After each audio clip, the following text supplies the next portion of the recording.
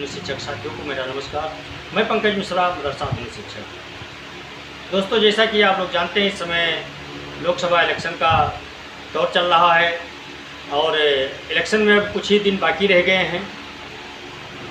जैसे जैसे इलेक्शन का दिन बीतता जा रहा है, वैसे वैसे हम लोगों की बेसब्रियाँ बढ़ती जा रही हैं।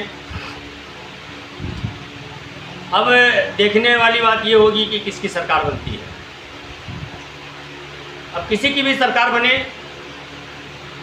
हमको संघर्ष करना पड़ेगा। एक आज 3-4 दिन से एक पेपर का कटिंग वायरल हो रहा है, उसके बारे में मैं आप लोगों से थोड़ा चर्चा करना चाहता हूं। और कुछ लोग उसको ओल्ड न्यूज़ बता रहे हैं, कुछ लोग कह रहे हैं कि ये ताज़ी खबर है। तो उसी के बारे में आप लोगों से मैं चर्चा करना चाहता हूँ। दोस्तों, एक पेपर का कटिंग वायरल हुआ है और उसमें ये बताया जा रहा है कि मदरसा बोर्ड के तरफ से सरकार से मांग की गई है कि सरकारी और मान्यता प्राप्त मदरसों में विज्ञान, सामाजिक विज्ञान, हिंदी आदि विषयों को अनिवार्य कर दिया जाए। और सरकार ने भी इस पर पहल किया था कि अंग्रेजी, विज्ञान, गणित, हिंदी आदि विषय पढ़ाए जाएं। लेकिन सवाल ये उठता है कि जब मदरसा बोर्ड में और मदरसा शिक्षक केवल उर्दू, अरबी की मार्कशीट लेकर के गए हैं, वो टीचर बने हुए हैं, तो वो इस विषय को पढ़ाएंगे कैसे? ये सवाल उठता है। अगर सरकार इसको मंजूरी दे देती है या बोर्ड इस पर सहमति जता देता है, तो ये विषय पढ़ाएगा कौन?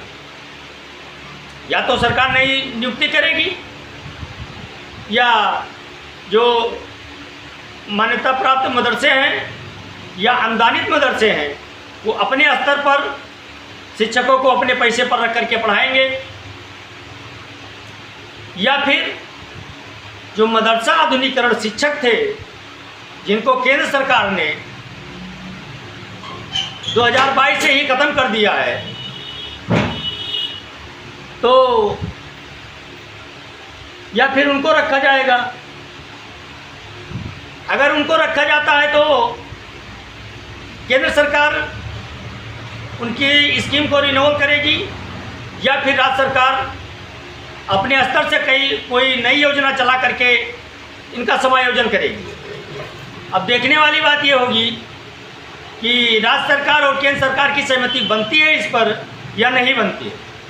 अभी तो ये प्रस्ताव भेजा गया है और ये 2-3 सालों से मांग उठती आ रही है कि मदरसे में गणित, विज्ञान, सामाजिक विज्ञान, हिंदी आदि विषयों का अध्ययन होना चाहिए।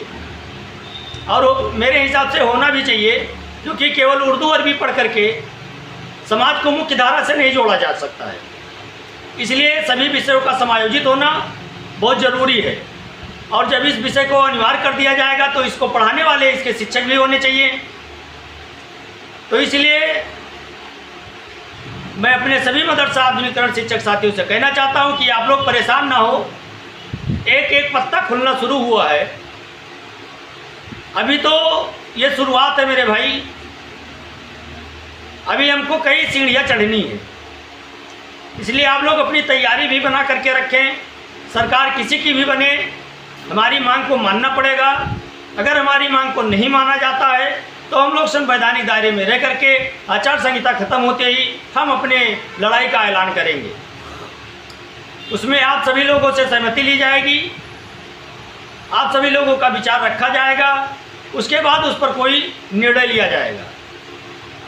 लेकिन इसी बीच कुछ शिक्षक साथी हमारे हैं कि विशेष पार्टियों का प्रचार कर रहे हैं, तो उनको ये बात सोचना चाहिए कि हम पैरवी कर रहे हैं किसी दूसरी सरकार से, और प्रचार कर रहे हैं किसी दूसरे सरकार की, तो उनको इस बात का विशेष ध्यान रखना चाहिए कि आप राजनीति अगर करना चाहते हैं तो आप सीधे सीधे मैदान में उतर जाएं। आप शिक्षक रहने के काबिल नहीं हैं। अगर आप शिक्षक हैं तो आप राजनीति बाद में करें, पहले इन शिक्षकों का भला करवाएं, क्योंकि आप लोग जिसकी पैरवी कर रहे हैं उनकी भी सरकारें थीं अतीत में, और मुझे तो नहीं लगता है कि कुछ परिवर्तन होने वाला है। अगर परिवर्तन नहीं होता है तो आप किस मुंह से जाएंगे उन नेताओं के सामने पैरवी करने? इस बात का भी आपको ध्यान रखना चाहिए। इसलिए आप किसी का भी इस तरह से विरोध या समर्थन ना करें जिससे आगे चल करके हम लोगों को ठोकर खाना पड़े। हम एक शिक्षक हैं, हमारे लिए जो भी सरकार आएगी उसको मुझे स्वीकार करना पड़ेगा। हाँ, इतना ज़रूर है कि हमारा ह्यूमन राइट है, हम अपनी बात कहने के लिए स्वतंत्र हैं, हम कह सकते हैं, लेकिन इस बात का भी ख्याल रखें कि इस बात में कहीं हमारा नुकसान तो नहीं हो रहा है। अब इतना बात मैंने कहा है, अब इसमें बहुत सारे लोग ये कहेंगे कि आप बीजेपी के एजेंट हैं, या आप सपा के एजेंट हैं, या आप कांग्रेस के एजेंट हैं। तो मैं आपसे बताना चाहता हूं मेरे भाई, मैं किसी का एजेंट नहीं हूं, मैं किसी का पालतू नहीं हूं, मैं किसी का रट्टू तोता नहीं हूं। इस बात को मैं एकदम स्पष्ट कर देना चाहता हूं। लेकिन आज अगर हम खुल करके विरोध कर रहे हैं किसी का, और फिर उसी के सामने हमको निवेदन करने के लिए जाना पड़ेगा, तो हम किस मुंह से जाएंगे उससे निवेदन करेंगे? क्योंकि हम स्कीम को चलाने के लिए राज्य सरकार से पैरवी कर रहे हैं, और राज्य सरकार को ये कहने का मौका मिल जाएगा कि आप लोगों ने मेरी मदद नहीं की, आप लोगों ने मेरा विरोध किया। तो इसलिए आप लोग कुछ भी करें, बहुत सोच समझ करके करें, भावनाओं में न बहें, ये अच्छा होगा।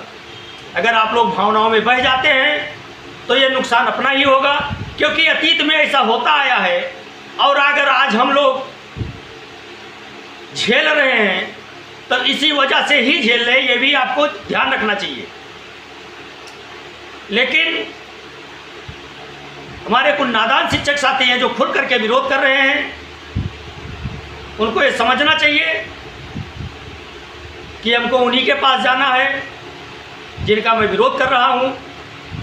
तो ऐसा तो नहीं कि उनके पास हमारी फ़ोटो पहुंच जाए, या हमारा वीडियो पहुंच जाए, या हमारा पोस्ट पहुंच जाए। इस बात का आप लोग विशेष ध्यान रखें, इससे हमारा नुकसान हो सकता है, फ़ायदा नहीं होगा मेरे हिसाब से।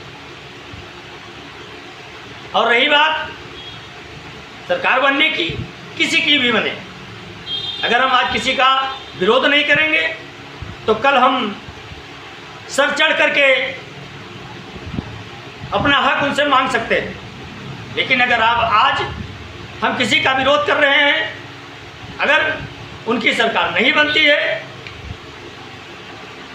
तब तो कोई बात नहीं, लेकिन जिनका हम विरोध कर रहे हैं उन्हीं की अगर सरकार बन गई तो इतना आप मान करके चलिए कि बहुत अच्छी उम्मीदें लेकर के मत चलिएगा, क्योंकि आप मुझे गाली दोगे तो आप मुझसे दुआ की उम्मीदें मत रखना। ये चीज़ें होती हैं मेरे भाई, और यही होता आया है, क्योंकि हम लोगों ने अपने पैरों पे कुल्हाड़ी स्वयं मारी है। एक होता है पैरों में कुल्हाड़ी मारना, और मदरसा आधुनिकीकरण शिक्षकों के नेता लोग, माननीय लोग, उन्होंने कुल्हाड़ी पे ही अपना पैर मार दिया है। पैरों पे कुल्हाड़ी नहीं मारी है, कुल्हाड़ी पे ही अपना पैर मार दिया है। ये सच्चाई है मेरे भाई, कटु वचन है, क्योंकि सच्चाई कड़वी होती है। ये सच्चाई है और इसको आपको स्वीकार करना पड़ेगा। जब तक आप इस बात को स्वीकार नहीं करोगे तब तक आज आपको सफलता नहीं मिल सकती है, आप कितना भी चिल्लाते रहें, क्योंकि आज के ज़माने में कोई किसी के समझाने लायक नहीं है मेरे भाई। सबको ऊंच नीच, भला बुरा, छोटा बड़ा सब कुछ दिखाई देता है और सब कुछ समझता है। तो कोई ज़रूरी नहीं है कि हम खुल करके किसी का विरोध करें तभी वो लोग समझेंगे। समझने वाले समझते हैं कि हम लोग किसका विरोध कर रहे हैं, किसका सपोर्ट कर रहे हैं। लेकिन अगर आप अपने घर पर मुझे एक गिलास पानी नहीं पिला सकते हो तो कभी भी आप मेरे घर पे एक गिलास पानी की उम्मीदें मत करना, भले हम आपको पिला दें। इस बात का विशेष ध्यान रखिए। हालांकि आधा से ज़्यादा इलेक्शन ख़त्म हो चुका है, थोड़े दिनों का समय और है। आप लोग अपनी अपनी कमर भी कस लें, क्योंकि हमको मैदान जंग में कूदना है। हम लोग अपनी मांग को तेज करेंगे, अपने अधिकारों को पाने के लिए हर वो कदम उठाएंगे जो संवैधानिक दायरे में आता है, और हम अपनी लड़ाई लड़ेंगे। लेकिन लड़ाई लड़ने के लिए मेरे लिए रास्ता भी होना चाहिए। हम लोग रास्ता बनाएंगे। अगर पहले से ही हम लोगों ने अपना रास्ता खराब कर दिया तो नाव की व्यवस्था नहीं है मेरे पास, तो अगर बीच में नदी खोद दी जाती है, नहर खोद दी जाती है, तो हम इसी पार रह जाएंगे, उस पार जाएंगे नहीं। क्योंकि इसी पार से चिल्लाने से कोई फ़ायदा नहीं होगा जब तक हमारी आवाज़ उस पार तक नहीं जाएगी। मेरे कहने का मतलब जो है आप लोग समझ गए होंगे। हमारे कहने का मतलब स्पष्ट है। आप विरोध करने का आपका पूरा हक है, किसी का भी विरोध करें, आपका पूरा हक है, और ये बनता भी है। क्योंकि हम लोगों के साथ पिछले 6-7 सालों से केवल अन्याय ही होता आया है। हम लोगों को प्रताड़ित किया गया है, हम लोगों को भूखा नंगा सोने के लिए मजबूर किया गया है। लेकिन मेरे भाई, मेरे दोस्त, इस बात का विशेष ध्यान रखें कि कहीं ऐसा ना हो कि जिसका हम विरोध कर रहे हैं उसी के दरवाजे पर हमको भीख मांगने जाना पड़े। तो इस बात का आप विशेष ध्यान रखें मेरे भाई। और इसी के साथ अगर मेरी बातों से किसी के भावनाओं को ठेस पहुंची हो, उसके लिए अपना छोटा भाई समझ करके मुझे माफ़ करना। नमस्कार, जय हिंद, जय भारत, भारत माता की जय।